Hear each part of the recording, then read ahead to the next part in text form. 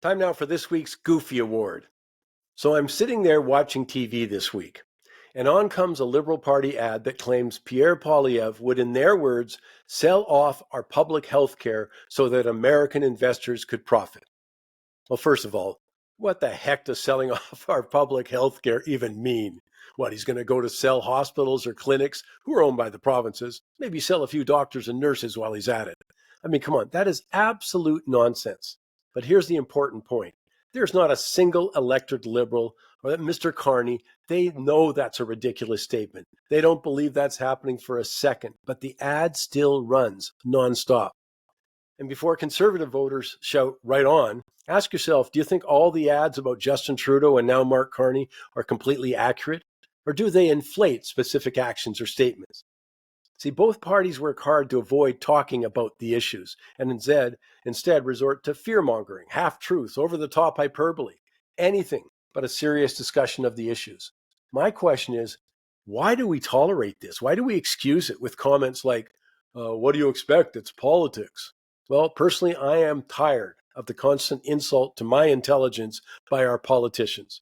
Now, I don't know about you, but do you buy all the dog whistles, for example, about Donald Trump, as both parties work hard to try and tie the other leader to him and they're facilitating Trump's agenda? I mean, come on, my goodness. President Trump stated just last month in referring to Pierre Poilievre, I think his biggest problem is he's not a MAGA guy, you know. I mean, he's not really a Trump guy at all. But did that stop the Liberals from constantly saying that Pierre Poilievre is just like Trump? Well, of course not. Then you have the Conservatives suggesting that Mark Carney's going to sell off Canada to the US because he was chairman of Brookfield when they decided to move its headquarters in New York. I mean, granted, Mr. Carney didn't do himself any favors when he stated he wasn't chairman at the time, when in fact he was. And he should have instead explained the valid business reasons why that move took place. But the fact that Brookfield moved doesn't mean he's going to further President Trump's goal of having Canadian businesses move to the US. As I said, it's incredibly insulting to all of us, to our intelligence, and it's constant.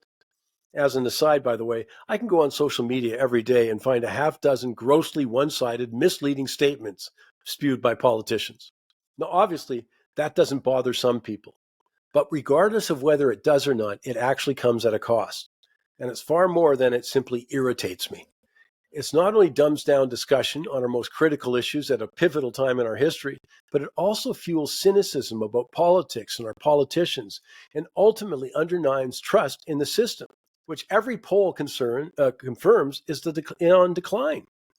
Despite what the major parties say, none of the leaders are the bogeymen or the son of Satan. But they do have very different visions, as I said on top of the show, very different policy priorities. The policy differences are so stark, though, that neither party needs to exaggerate or mislead the public, although I'm not going to hold my breath for integrity to return or come to the whole election and political process.